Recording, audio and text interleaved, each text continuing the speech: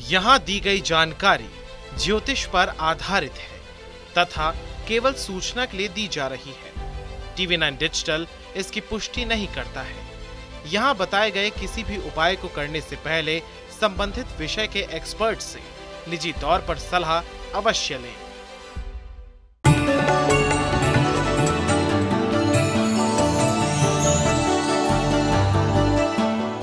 नमस्कार, astro science में आप सभी का स्वागत है। मैं हूं अंजलि और मेरे साथ इस कार्यक्रम में हैं एस्ट्रो साइंटिस्ट गुरुदेव जी वशिष्ठ जी।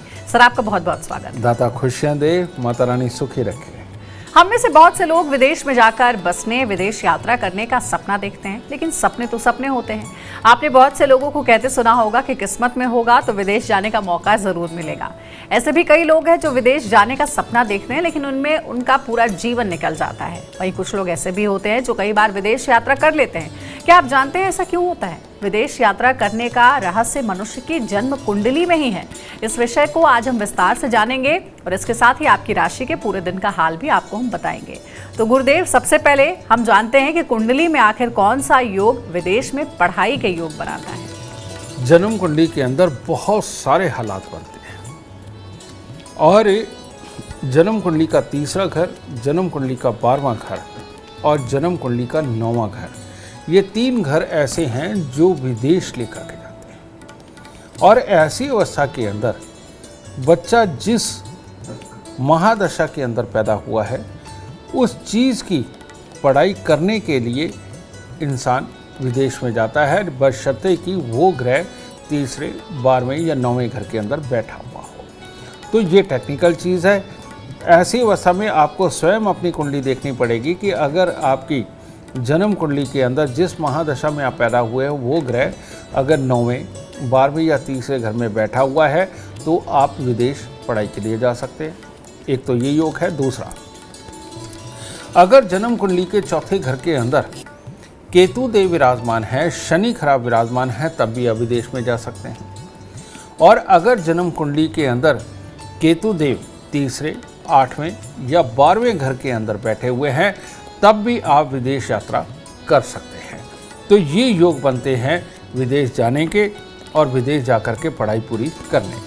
इससे पहले तो हमने चर्चा की कि पढ़ाई के योग के लिए कुंडली में कौन से ग्रह दशा का सही होना जरूरी है, लेकिन अब बताइए कि विदेश में जाकर जॉब करने के लिए कुंडली का कौन सा योग होता है? ये सारे जो योग मैंने बताए हैं इनके अंदर भी अगर ये लंबे समय तक आए हों, जैसे कि 5 साल, 7 साल, 10 साल के लिए कोई महादशा चल रही है और उसके अंदर का ये ग्रह है। अब मैं इसको और क्लियर कर देता हूँ। आम लोगों को शायद तकलीफ होगी, लेकिन जो थोड़ा भी ज्योतिष को जानते हो उनको बहुत आसानी हो जाएगी। अगर मान लीजिए जन्म कुंडली के अंदर कोई भी ग्रह जिसकी महादशा चल रही है, उसकी एक राशि 12वें घर में आ रही है, दूसरी राशि उसकी तीसरे घर में आ रही है, तो ऐसा इंसान अगर विदेश का प्लान बनाता है तो बहुत कामयाब होगा और विदेश में जाकर के ही कमाएगा। चाहे नौकरी करे या व्यापार करे वो एक अलग चीज़ है, लेकिन विदेश में जाकर के ही कमाएगा। और अगर कहीं ग्रह स्वयं 9वें घर में, 11वें घर में, 10वें घर में बैठा हुआ और उसकी राशि 12वें और तीसरे घर में बैठ गई तो समझ लीजिए ये सफलता, यानी कि विदेश में जाकर के असीम सफलता पाने का भी समय है। ठीक है। और ऐसे में इंसान विदेश में जाके बहुत अच्छी सफलता पाता भी है। लेकिन अगर छठा घर में बैठा हुआ ग्रह हो और 12वें और तीसरे में उसकी राशि हो तो ऐसी अवस्था में विदेश में जाकर के इंसान नौकरी करता है। और लेकिन अगर 7वें में और 10वें के अंदर ग्रह बैठा हुआ हो, चौथे के अंदर ग्रह बैठा हुआ हो और 12वें और तीसरे घर में उसकी राशि हो तो ऐसी अवस्था के अंदर इंसान विदेश में जाकर के व्यापार करके या कुछ किसी को सिखा पढ़ा करके कमाई करता है। ठीक है।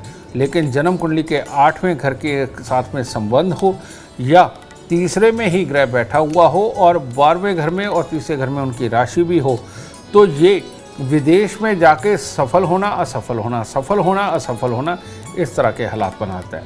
तो इन योगों का अगर आप ख्याल करते हैं, अगर ये योग आप जांचना चाहते हैं तो एस्ट्रो साइंस ऐप को डाउनलोड करके आप उसके अंदर प्रेजेंट अंतर्दशा के अंदर देखिए कि आपका विदेश का योग बन रहा है कि नहीं तो विदेश यात्रा की स्पेशल एक कैटेगरी बनी है, उसमें क्लिक करिए, आपको वो सारी डेटें नज़र आ जाएंगी जिन डेटों के अंदर आप विदेश जाना चाहते हैं। गुरुदेव, विदेश में अगर कारोबार करना चाहते हैं, आयात निर्यात करना चाहते हैं या विदेश में अपना बिजनेस फैलाना चाहते हैं तो कौन सा योग महत्वपूर्ण होता है?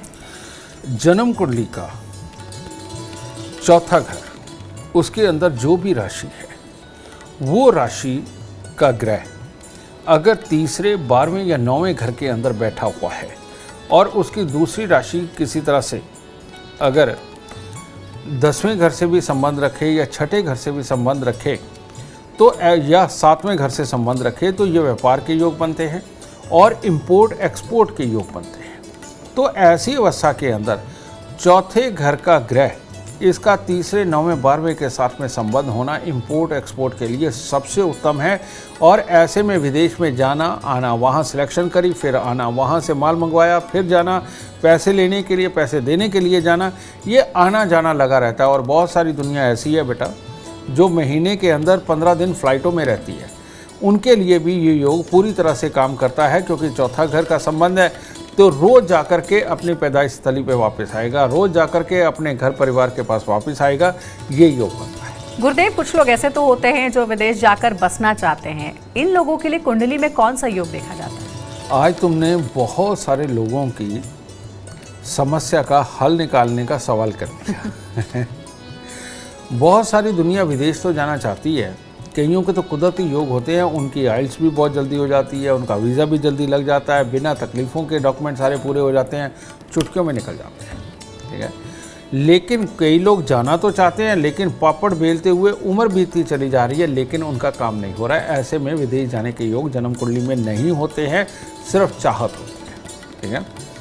लेकिन जो लोग विदेश जाना चाहते हैं, बहुत देर से तकलीफ़ें झेल रहे हैं और उनके डॉक्यूमेंट्स भी पूरे नहीं हो रहे हैं, इन लोगों के लिए अमृतमयी लाल किताब का एक उपाय। जन्म कुंडली के अंदर 12वें घर के साथ में अगर केतु का संबंध हो तो इंसान विदेश जाता है। 12वें घर के साथ केतु का संबंध हो तो विदेश में कामयाब होता है। 12वें घर के अंदर केतु देव का संबंध हो तो विदेश में बच्चे भी जाके पैदा करता है। तो यानी कि संपूर्ण उपाय तो यही बनता है। तो ऐसी अवस्था के अंदर हम अगर बृहस्पति और केतु को जन्म कुंडली के 12वें घर में स्थापित करते हैं तो इंसान की विदेश जाने की जो मेहनत वो कर रहा है, जो प्रयास कर रहा है, उसमें कामयाबी पूरी तरह से कामयाब होगी और उनको इसका फल मिलेगा। तो उपाय क्या है?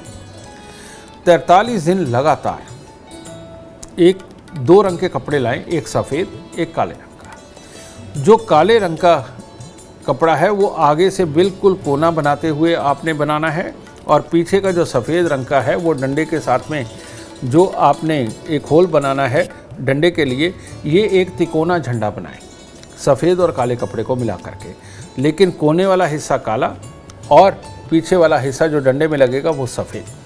ये बना करके तिकोना झंडा 43 दिन डंडा लगा करके मंदिर की छत पर लगाए, गुंबद पे नहीं, छत पे ये लगाना है।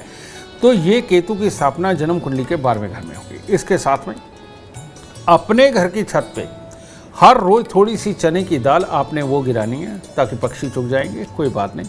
तो हर रोज़ चने की दाल घर की छत पे गिराएं और काला सफ़ेद ये झंडा केतु की स्थापना ये मंदिर की छत पर लगाएं।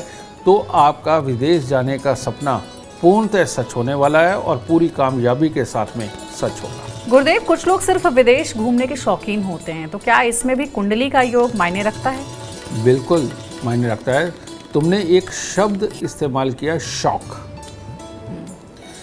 शौक शुक्र देता है। शुक्र का घर 7वां घर होता है और 7वें घर में बैठी हुई राशि, 7वें घर में बैठे हुए ग्रह की राशि अगर तीसरे और 12वें घर के साथ संबंध करती है तो ऐसी अवस्था के अंदर शौकिया रूप से आदमी विदेश में घूमने जाता है। या 7वें घर में बैठा हुआ ग्रह, इसकी महादशा, अंतरदशा, प्रयंतरदशा जब भी आएगी उस वक्त में इंसान शौकिया तौर पे विदेश में घूम के आएगा और पूरी मौज मस्ती करके आएगा। तो ये चीज़ आप हमारी ऐप से भी जान सकते हैं, एस्ट्रो साइंस ऐप से, और अपने पास कोई भी आपके यहाँ काबिल ज्योतिषी हो तो उससे आप पता कर सकते हैं कि 7वें घर में बैठे हुए ग्रह का समय कब आ रहा है अंतरदशा में। तो तब आप विदेश की यात्रा करके वाकई में अपने शौकों को पूरा कर सकते हैं। गुरुदेव, ऐसा भी होता है कि कुछ लोग घूमने के बड़े शौकीन होते हैं, क्योंकि उनके बारे में ही हम बात कर रहे हैं, विदेशी नहीं बल्कि देश में भी। तो क्या घूमने के शौकीन लोगों के लिए भी कुंडली में कोई विशेष योग होता है? कहते हैं 7 समुंदर पार की यात्रा चंद्रदेव करवाते हैं और सूखी जमीन की यात्रा ये केतुदेव करवाते हैं। ठीक है, तो ऐसी अवस्था में अगर जन्म कुंडली के अंदर केतु का संबंध तीसरे घर के साथ में रहे या 12वें घर के साथ रहे तो ऐसा इंसान बहुत घूमने वाला होता है। अपने देश में भी विदेश में भी वो घूमता है। लेकिन जिनके चंद्रमा का संबंध तीसरे घर के साथ बन जाए, 12वें घर के साथ बन जाए, ऐसा इंसान समुद्र पार की यात्राओं के अंदर वो घूमता है। और पहाड़ी इलाके का भी बनता है। पहाड़ी इलाके के लिए शनि देव को देखा जाता है, क्योंकि वहाँ पर बड़े बड़े पहाड़ होते हैं। तो ऐसे लोग जिनके शनि का संबंध दूसरे घर से, तीसरे घर से, चौथे घर से और 12वें घर से बनता है, इन लोगों को सूखे एरिया पसंद नहीं आते, इनको ग्रीनरी वाले पहाड़ पसंद आते हैं। तो ऐसी अवस्था के अंदर पहाड़ों के ऊपर जाकर के घूमने का जो रास्ता है वो शनिदेव तैयार करते हैं। और रेगिस्तानी इलाके में भी घूमने का ग्रह है, क्योंकि रेगिस्तान के कारक मंगल देव है, जिनमें पानी का अंश नहीं होता।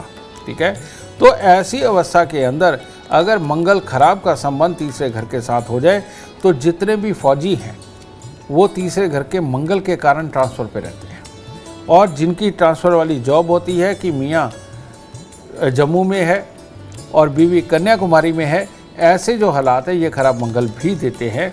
और ऐसी अवस्था के अंदर आदमी अपने घर पे उसका मन नहीं टिकता, हमेशा वो बाहर ही रहता है, या नौकरी की मजबूरी के कारण भी उसको दूर दूर और सूखे इलाकों के अंदर घूमना पड़ता है। तो देखिए, गुरुदेव ने बता दिया है और आप उन उपायों का ज़रूर ध्यान रखिए, क्योंकि अगर आपकी इच्छा है विदेश में जाकर के बिजनेस करने की, विदेश में घूमने की या फिर विदेश में सेटल होने की, अगर आप जीवन में कामयाबी चाहते हैं, अपार धन और लाभ चाहते हैं, तो गुरुदेव के बताए हुए उपाय ज़रूर करें। उम्मीद करते हैं आपको आज का विषय पसंद आया होगा। कल आपके सामने लेकर आएंगे एक और विषय जो आपकी कॉम्प्लिकेटेड लाइफ को बना देगा आसान और खुशियों से भरपूर। अगर आप हमारे गुरुदेव से मिलना चाहते हैं या पर्सनली उनसे बात करना चाहते हैं तो आप कांटेक्ट कर सकते हैं। नंबर है 9999900522। आप भी सुख समृद्धि और खुशहाली चाहते हैं और चाहते हैं दुखों का अंत हो जाए, तो इसके लिए एस्ट्रो साइंस ऐप डाउनलोड करना ना भूलें। फिलहाल समय हो गया आपसे इजाजत लेने का। आप बने रहे हमारे साथ और हमारे एस्ट्रो साइंटिस्ट गुरुदेव GD वशिष्ठ जी के साथ देखना ना भूलें एस्ट्रो साइंस रोजाना सुबह 8 बजे। नमस्कार।